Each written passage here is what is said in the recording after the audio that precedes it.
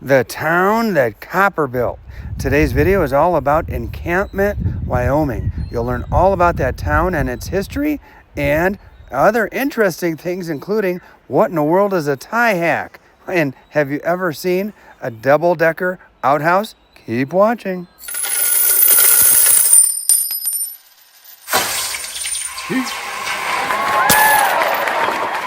So what had happened was in 1897, Ed Haggerty had discovered copper in the mountains. And so he decided to start a mine in 1898. Problem was, it was taking 2 days to bring the copper in the wagons up and over the mountains to the smelter, which is located right near Encampment in Riverside, the little town right next to us, on the banks of the Encampment River. So it was taking 2 days. He said, this is taking too long. 2 days to come down, 2 days to go back up. We just have to keep this ore moving. We're going to need something better. So a person came up with the idea of this tramway. So it was 16 miles long, went all the way from the Ferris-Haggarty Mine, all the way to the banks of the Encampment River, which is about a half mile from here. And it took only 4 hours to bring all that copper all the way down. 4 hours. 4 hours down, 4 hours back up. So there were 370 towers and approximately 900 buckets. So feature this, 450 come down full, 450 go back up empty, and you're talking each bucket holding 700 pounds of ore. So a lot of weight coming up and down that mountain, but doing it in 4 hours time, which was pretty impressive. For 10 years, this ran 24/7. The problem was at the end, in about 1908, the smelter's got the word melt in it. That gives you a clue. A smelter is where you melt your copper, melt it out of the rock. And unfortunately, it burned for the third time, the smelter did. And so in so doing, they decided not to rebuild, not to keep going, and the price of copper dropped. There'd been some fraud, and the smelter was burned, and they said, we're done. So this only ran for about 10 years, this engineering marvel, I would say. So now you can kind of see the buckets up there. They ran on that cable. You can see how it ran. The cable kind of ran, and it would run up and over. So you get an idea. There's a bucket on the ground right here. Again, all original right now. If you can imagine 700 pounds of rock sitting in that with copper in it. That's pretty amazing. These are actual ore carts from the Ferris-Haggarty Mine. So there's 3 ore carts here. If you'll notice, we have a piece of ore, so that when I'm using the word ore, that's what I'm talking about. And you see the green that's located within that piece of rock, that's the copper. Notice the wheels. The wheels also contain copper from having been in that mine, so that's all residual copper that was left over from working in the mine. This type of mine was what's called a tunnel mine. So it means that it could run on a rail. It's like a tunnel. You just go in and so on. So what they would do is blast the rock, load it into these ore carts. The ore carts would go to the entrance of the mine, and then they would load them into buckets there and bring them. So that's pretty impressive to think that's actually in the mine. If you look over this way, you see that triangular thing right here, triangular top. That was located above ground. It's called a head frame. And that was what you used when you had a shaft mine. Shaft goes down, tunnel goes sideways. So this shaft mine would go down into the ground hundreds and hundreds of feet. So how they would go up and down for that would be this bull wheel that's right here. They would hook up mules to that. Depending on which direction all the mules walked, whether that would wind it up or let it go down. And you can see a cable that goes up and over to a pulley wheel up on top. And so what they would do is lower those buckets that you see sitting there down into the earth using the mules, going around, loosening up the cable so it could drop down.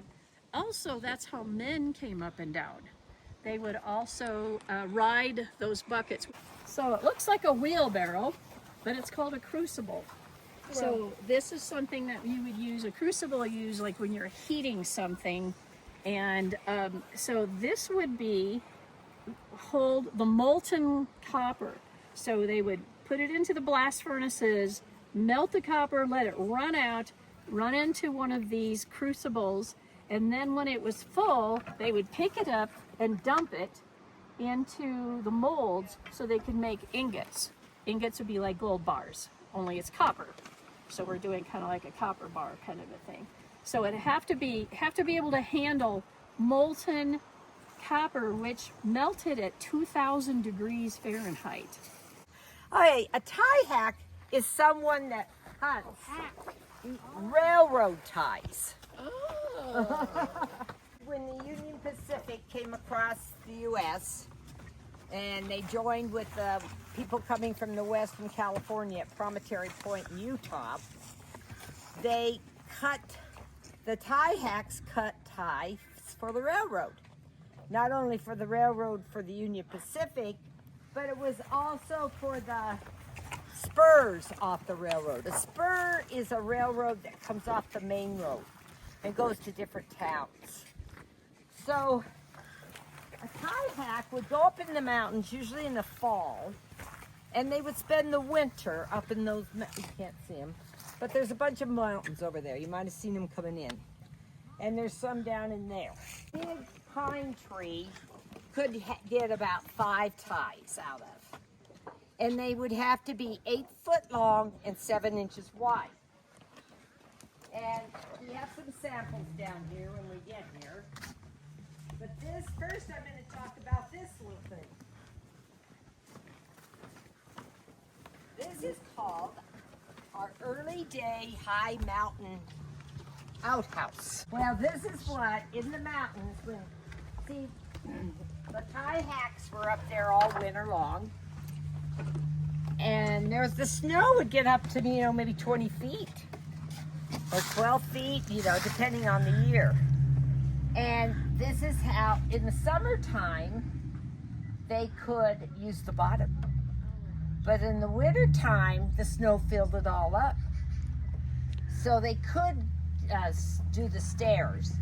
But what happens is, you see how these things are lifted up? Well, in the summertime, they're down. In the wintertime, they're up because they go upstairs and use it, and things just drop down all the way to the ground by holding those things up. That's what happened in the wintertime. We had miners up there that used these. We had, I just can't imagine this day and age, all you do in the mountains in the wintertime is ski, or you take a snowmobile and run around. But up there, they actually worked. So they were cutting trees. The tie hacks could cut up to 28 ties a day. And it was quite an activity. Here's sample ties. See those right there? Mm-hmm. They are flat on all sides. They're not round like a normal log would be. So you might wonder, how in the heck did they make them square? So we're going to go in. This is a tie hack cabin that was owned by the Wyoming Timber Company, and it was near Blackhall, which is just south here. A tie hack was a person who cut logs and shaped them into railroad ties. Tie hacks lived in camps, much of it like a small town. So when that happens, tie hacks sometimes would take their whole families up there.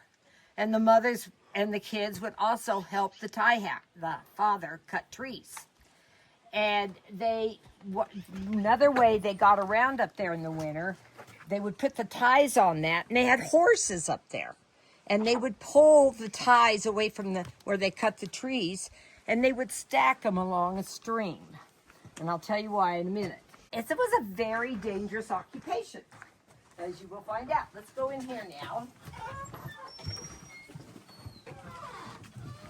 This is a tie hack cabin.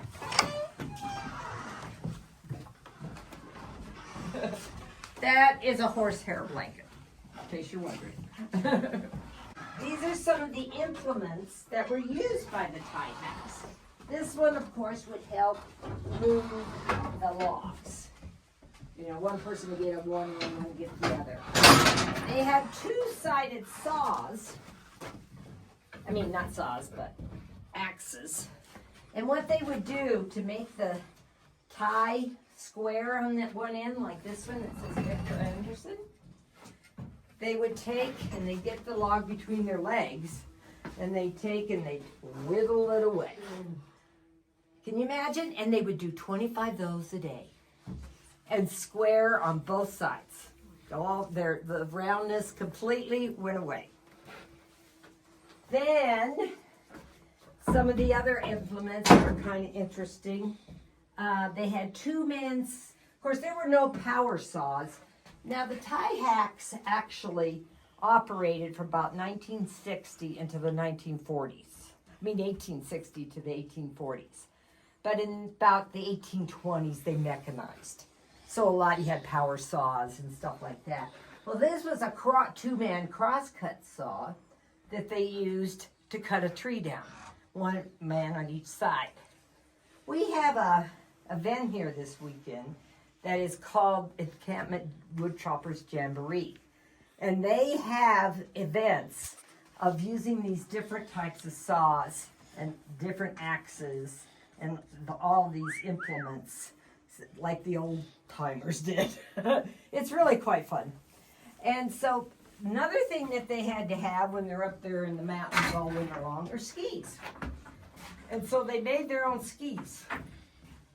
And they're kind of rough looking, but they had to get around, and skis were the best way to do it. And then over here, I told you they had horses, that they used that sled that they put the trees on that they cut. Well, these are horseshoes that they put on the horses so that they can get around and wouldn't sink in the snow. So they put those on the horses. Like I said, they cut all winter long. Oh, these were their snowshoes. I don't know if any of you used snowshoes recently, but they're a lot, like maybe a quarter of the size. But this is what they walked with, too. In the springtime, the snow starts melting.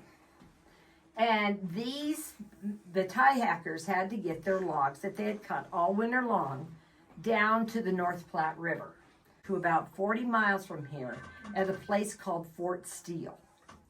And at Fort Steele, the UP would come in and they would they'd look at all their ties. Now the ties had to meet grade. They had to be like 7 inches square around, and they had to be in good shape. If they weren't, they were rejected. But an average tie would bring about 50 cents, and they could do 25 a day. Back in the 1860s, $5,000 a year was not a bad time, because the cutting season's about 7 months long. And so they did pretty well if they got it done. And like I said, it lasted until about the 1940s, and then metal replaced everything. I'll tell you what, those ladies were super sweet and so knowledgeable, and it's great that they're keeping history alive. Now, the state of Wyoming, what a beautiful state. And I enjoyed my time here. If you'd like to see me panning for gold in Wyoming, I have a video on the left for you to click on. And if you'd like to see me pour copper, click that video on the right. Two.